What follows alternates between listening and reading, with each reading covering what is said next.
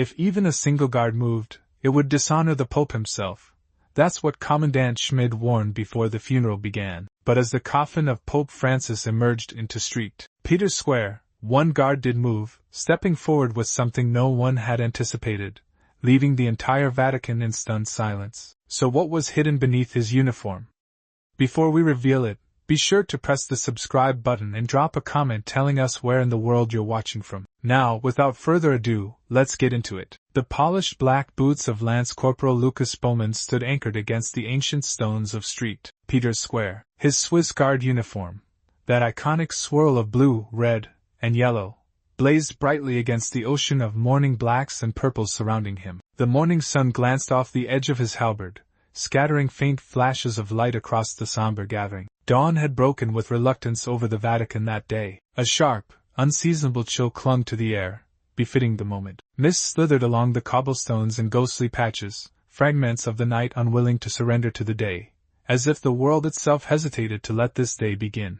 The day they would bury Pope Francis. By 8 a.m., St. Peter's Square had filled beyond its limits. World leaders sat solemnly in their reserved sections, dressed in dark, formal attire. Behind them, a vast sea of humanity unfolded, the faithful fingering rosaries worn smooth with devotion, tourists frozen with unused cameras around their necks, nuns discreetly dabbing at their eyes behind wire-rimmed glasses. Lucas's gaze remained fixed straight ahead, his breathing even beneath the heavy breastplate. 14 years of service had honed his ability to remain as unmoving as a statue, his face a mask of discipline, especially today, when the world watched. No one doubted he would stand unflinching, or so they thought. From deep within the basilica, the mournful strains of an organ began to rise, low notes shuddering through the stones beneath their feet. The square fell silent. The procession had begun. First came the altar servers, small flames flickering atop the candles they bore, faces solemn and grave. Then came priests robed in white, bishops draped in purple,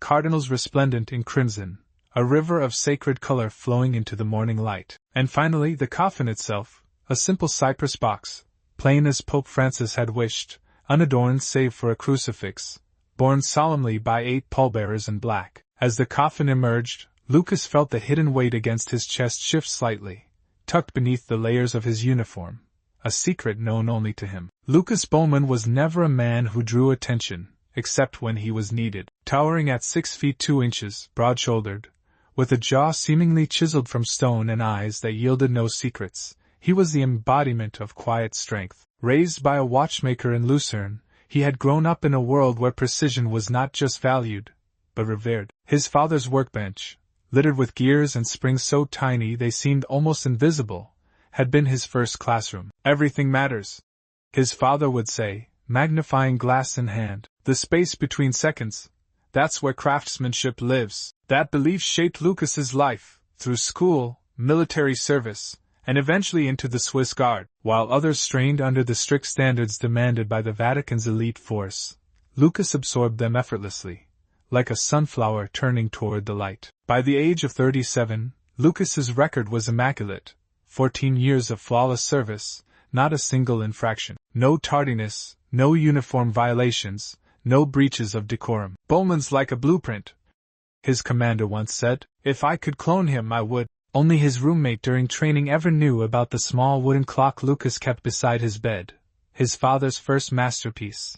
And only that roommate knew how, on quiet nights, Lucas would wind it carefully before kneeling to pray. Yet that morning, something had shifted. Standing before the mirror in the barracks, adjusting his uniform for the funeral, Lucas's hands had trembled, just once. He had stared at them in bewilderment before reaching into his breast pocket to touch what was hidden there, the letter. And for a moment, standing alone in the cold gray light, something unseen cracked within him. The Swiss Guard didn't merely wear tradition, they became it. Every step, every measured angle of their halberds, every stoic expression had been sculpted by centuries of service. Especially at a papal funeral, their duty wasn't just protection, it was symbolism. They stood as living monuments to loyalty and reverence. That morning, in the vaulted chambers beneath the Vatican, Commandant Schmid had addressed the funeral guard in a voice heavy with gravity. Moving deliberately between the ranks of soldiers, his silver hair catching the low light, he spoke words that would cling to them more heavily than their armor. Penetrating the silence,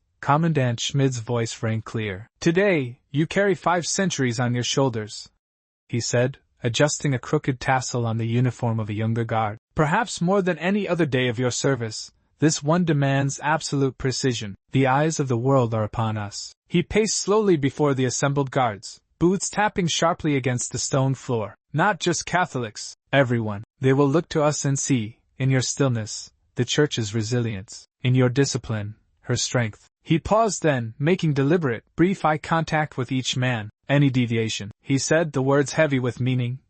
"Any deviation will dishonor not only the pontiff but the faith itself." Lucas stood perfectly motionless, breathing steady, face unreadable. But behind the impenetrable mask, his mind drifted to another place, another conversation, another promise. "Visual perfection," Schmid continued, his voice sharpening. "If even one guard moves, it will be the only thing remembered from this day." A muscle twitched at Lucas's jawline, an almost imperceptible tightening. Schmid halted directly in front of him, searching his face with narrowed eyes. "Something to say, Bowman?"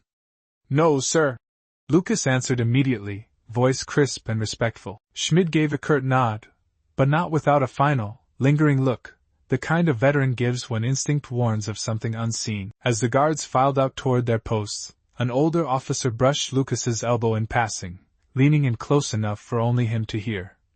"Remember who you serve today, Bowman, not just the office, the man." It had all begun with a child's cry 5 years earlier during an ordinary May audience. Lucas had been stationed near the colonnade, the usual hum of pilgrims filling the air, when a sharp, terrified wail sliced through the crowd. A small boy, 4 or 5 years old, separated from his parents, lost in the human sea. Protocol demanded Lucas stay put, radio for assistance, maintain visual surveillance. Instead, he moved. 15 feet from his post, he stepped forward, lifting the sobbing boy high above the crowd. Within seconds, a frantic mother pushed through the throng, snatching her child into her arms. The breach had been minor, swiftly corrected, barely noticed by most, except by the Pope. 2 days later, a Vatican aide appeared at the Swiss Guard barracks with an unusual message.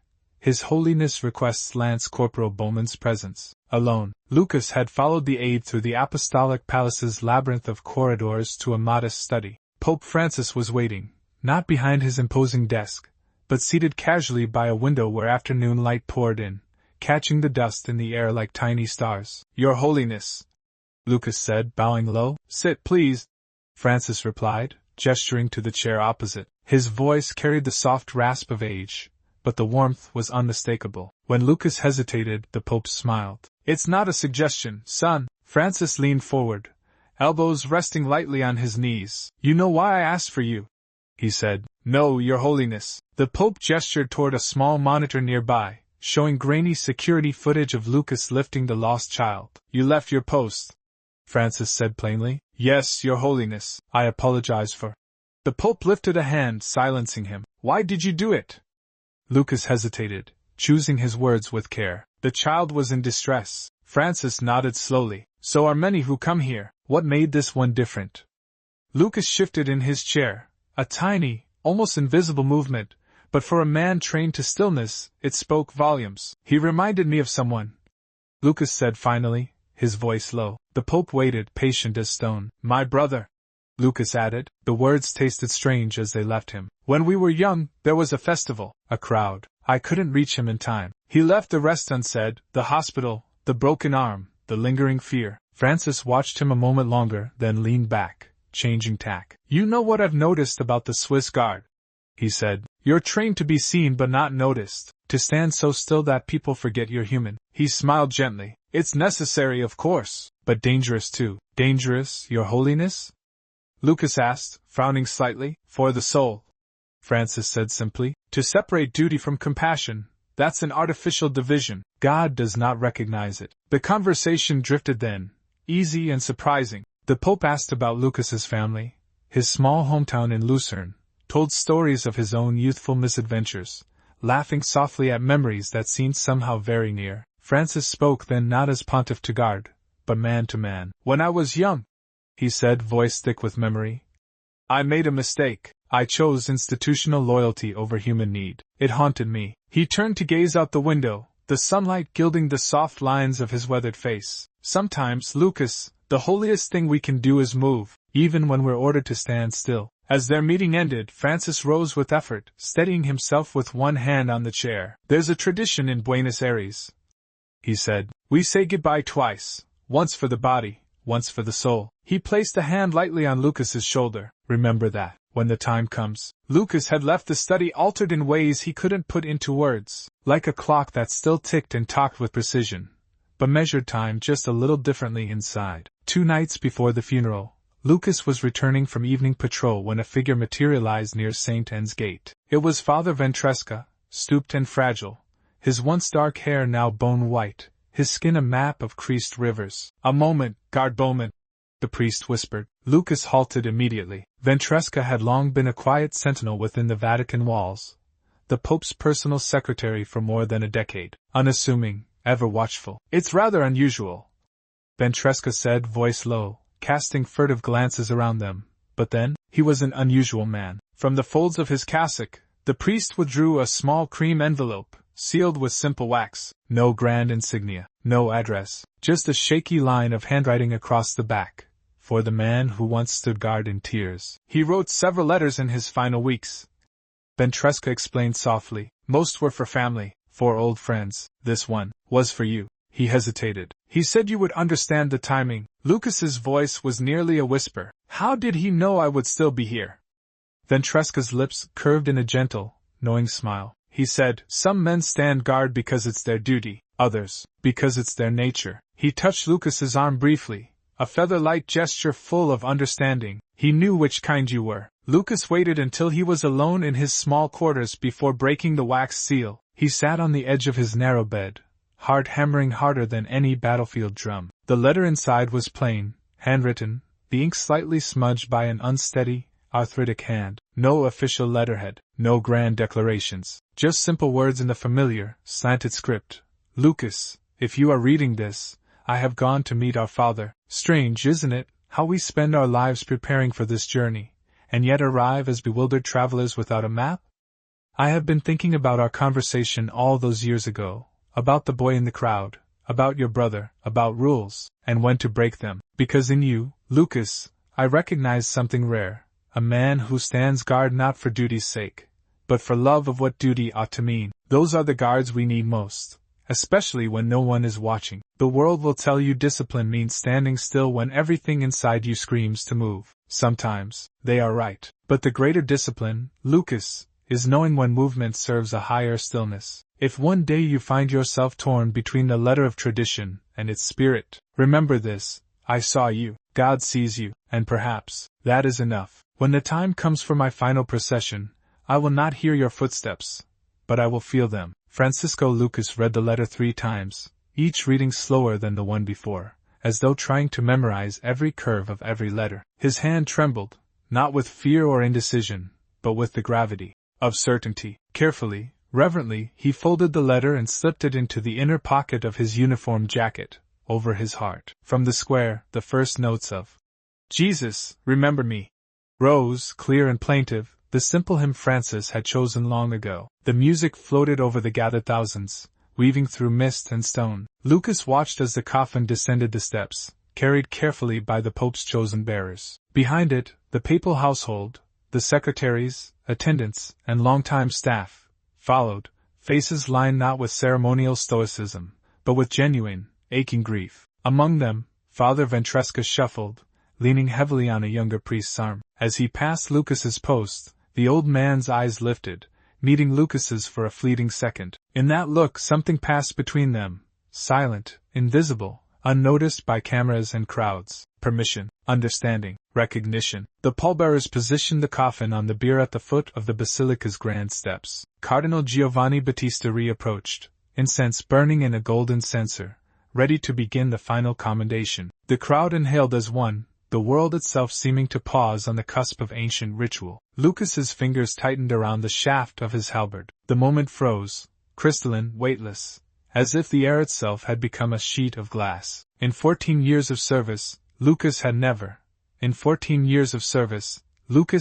broken formation, never disrupted a ceremony, never let personal conviction overrule sacred protocol, until now. His first step was deliberate, not hesitant but exact, his boot heel striking the marble with a crack that echoed across the hushed expanse of the square. Heads turned instinctively toward the sound, faces knitted in confusion. A second step, halfway now, eyes widening along his path. A cardinal mid-blessing faltered, his words catching in his throat. A third step, and Lucas stood before the simple cypress coffin bearing Pope Francis, the world's gaze seizing on him like a spotlight. With a precision born of countless hours of drill, Lucas shifted his halberd smoothly to his left hand. From his breast pocket he drew out the letter, parchment pale against the deep indigo of his uniform, the familiar papal seal catching the dying light. The movement was so practiced, so ritualistic, that for a heartbeat it seemed it must have been part of the choreography. In one fluid motion, Lucas dropped to one knee,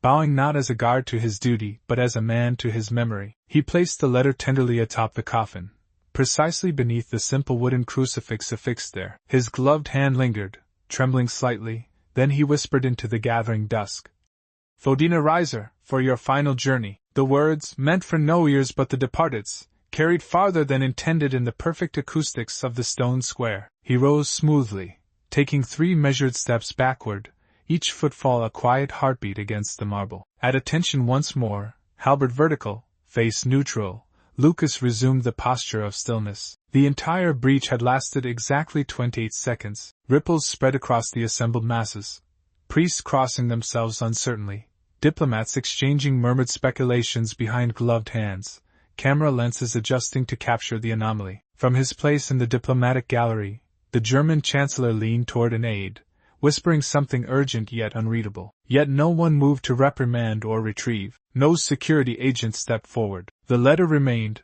a private grief now impossibly, gloriously public. At the rear of the gathering, Father Ventresca watched, his expression one of faint, weary satisfaction. Closer in, a young Swiss guard stared at Lucas with a raw, conflicted reverence that straddled awe and terror. And among the sea of ordinary faces in the square, thousands of pilgrims felt it without needing to name it, a moment when the immovable weight of tradition had bent, however briefly, to the lighter burden of love. The Mass continued, it had to. Billions were watching, centuries of ritual demanding momentum. The vast machinery of Vatican ceremony, resilient and implacable, flowed around the breach as water curves around a stone. Inside the basilica, beneath its towering ceilings, Cardinal Mancini leaned toward his aide. "That man," he said in a voice thin as smoke, "will never wear the uniform again." The aide, young but schooled in Vatican caution, kept his gaze respectfully forward. "It was the Pope's letter, Eminence," he replied softly. Mancini gave a dismissive flick of his fingers. "That changes nothing." "It changes everything." The aide thought but did not say. When the final blessing ended, Cardinal reapproached the coffin. For a suspended heartbeat, it seemed uncertain. Would he remove the letter, acknowledge the breach, restore the order? He did neither. With a subtle shift in his gait, he swung the censer wide, letting its fragrant smoke drift upward without disturbing the letter. To those fluent in the silent language of Vatican politics, the meaning was unmistakable. This too belongs. Evening shadows stretched long across the Vatican gardens as the crowd finally dispersed, dignitaries retreating to embassies, pilgrims melting into Roman streets. Pope Francis's body had been sealed into its final resting coffin, awaiting interment at dawn. Lucas sat alone in a nondescript antechamber adjoining Cardinal Favreau's office. No window, no clock, only the steady, agonizing crawl of invisible minutes. He had been waiting 73 minutes. At last, the door swung open, no aide or secretary, but Father Ventresca himself, stooped yet unbowed by age, moving with the deliberate calm of a man who had witnessed 5 papal conclaves and the deaths of 4 popes. "They're ready," he said simply. Inside the adjoining chamber, 3 men waited around a plain wooden table. Cardinal Favreau, prefect of the Congregation for Divine Worship, sat with fingers steepled before a leather portfolio. Beside him, Commandant Schmid of the Swiss Guard looked somehow smaller without the shield of his ceremonial armor. Completing the triangle, Archbishop Tremblay leaned into the narrow pool of light cast by a single desk lamp. No recording devices, no audience, only judgment. No recording devices, no secretaries, no formal reading of charges. Only 4 men and the heavy weight of centuries pressing between them. "I think we can dispense with preliminaries," Cardinal Favreau began, his voice clipped and businesslike. "Your actions today were witnessed by approximately 50,000 people in St. Peter's Square, and by billions more through broadcast. His tone was neither accusatory nor angry, merely stating a fact. The question before us is not what you did, but why. Lucas drew a slow breath. I received a letter from His Holiness, he said, his voice steady, written before his death. It was delivered to me 2 days ago by Father Ventresca. The old priest gave a small, confirming nod. The letter was personal, Lucas continued, but in it, the Holy Father reminded me that sometimes our highest loyalty isn't to the rules themselves, but to the spirit behind them. Commandant Schmid leaned forward, his brow heavy. You broke your oath, Bowman. The foundation of the Swiss Guard is absolute obedience. Centuries of tradition. With respect, sir, Lucas said, locking eyes with his commander. I believe I honored the truest form of that oath. A troubling interpretation, Schmid replied, his mouth tight. One that would lead to chaos if allowed broadly. Lucas hesitated, then withdrew a carefully folded sheet from his breast pocket. I made a copy of a portion of the letter, he said, placing it on the table. Cardinal Favreau unfolded it, adjusted his reading glasses, and read aloud. If one man can carry love into tradition, then let him do so bravely. He looked up, his expression hard to read. These are the Holy Father's words? Yes, Your Eminence. A long, weighted silence fell over the chamber. Cardinal Favreau slowly removed his glasses, polishing them with a cloth, a delaying tactic as old as the Church itself. The difficulty we face, he said eventually, is the tension between two truths, the need for discipline and the necessity, sometimes, of mercy. This sets a dangerous precedent, Schmid said stiffly, only if it becomes widely known. Archbishop Tremblay countered smoothly. The specific conditions, a personal letter, the Pope's explicit instruction, make it possible to contain. Cardinal Favreau's gaze bore into Lucas. Tell me, Guard Bowman, do you believe tradition allows room for such personal gestures? No, Your Eminence, Lucas said without flinching. Tradition doesn't allow it, but maybe sometimes tradition needs reminding why it exists at all. For a long beat, Favreau was silent. Then, slowly, he gave the faintest nod. There will be no formal action against you, he said, no public announcement, but understand, what you did cannot be permitted to set precedent. Your service record will remain intact.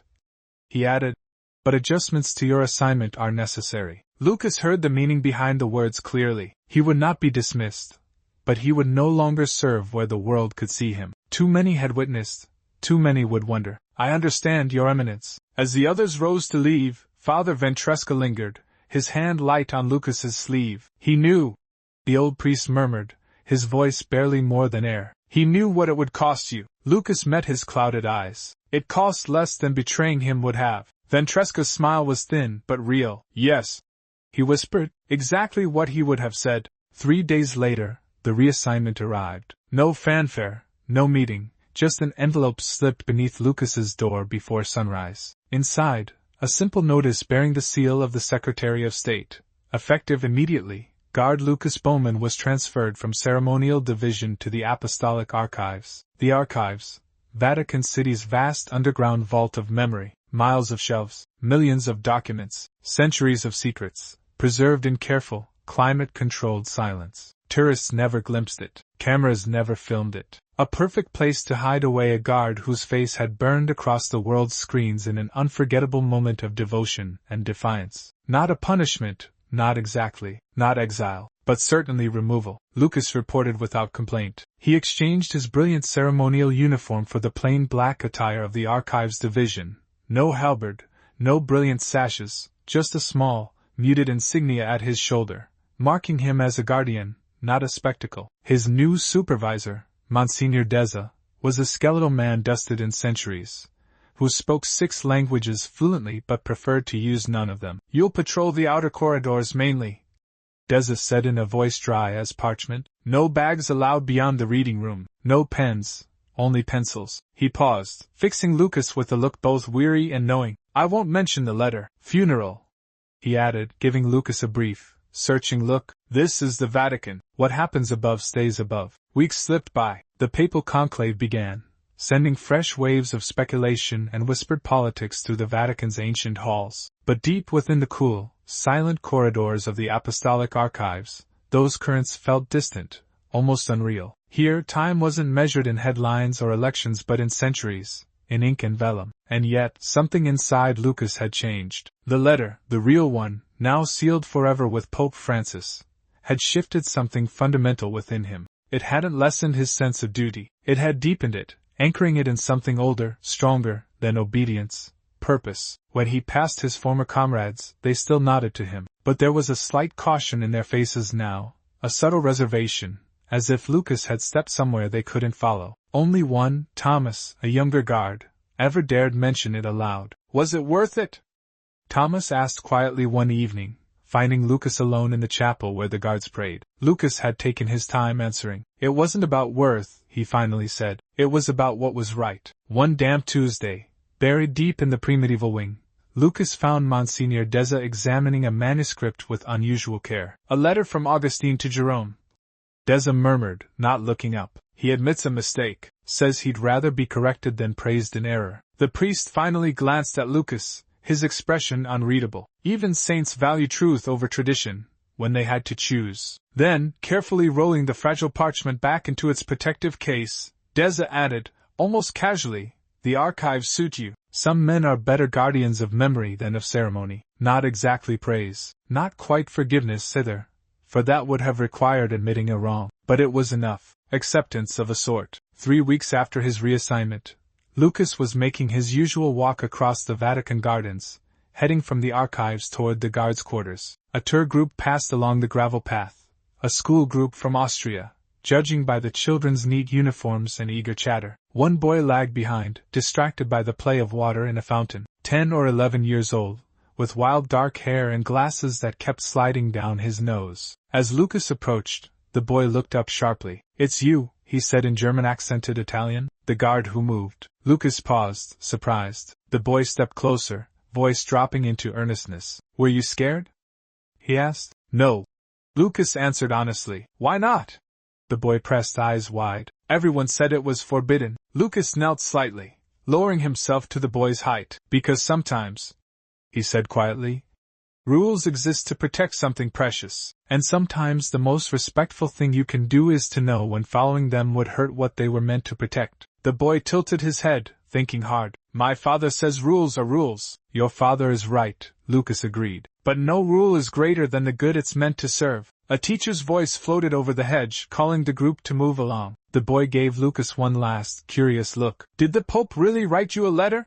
He asked. Lucas smiled gently. Some things, he said, stay between friends, even after they're gone, especially then. The boy nodded, then turned and sprinted to rejoin his classmates, his shoes scuffing across the gravel. Lucas stood there a moment longer, watching the group disappear behind the hedges. He resumed his walk, his black uniform blending into the long, golden shadows of the late afternoon. To anyone watching, he appeared unchanged, his stride precise, his posture flawless, the very image of a Swiss guard. But inside, where no uniform reached, something had shifted. A mechanism still running, but now calibrated to a slightly different rhythm. Not a guard who had broken tradition, he realized. A guard who had remembered its deepest meaning. And for now, for him, that was enough. Was Lucas right to break formation in such a sacred moment? Does true loyalty sometimes mean breaking the very rules we've sworn to uphold? Tell us what you think in the comments. We'd love to hear what you would have done in his place. If this story moved you, hit that subscribe button and tap the bell so you won't miss any of our future uploads. Share this with someone who knows that sometimes the deepest respect is shown not through obedience, but through courage. Check out the stories appearing now on your screen, and we'll see you tomorrow, same time, same place, for another unforgettable story that just might change how you see the world. Please subscribe my channel.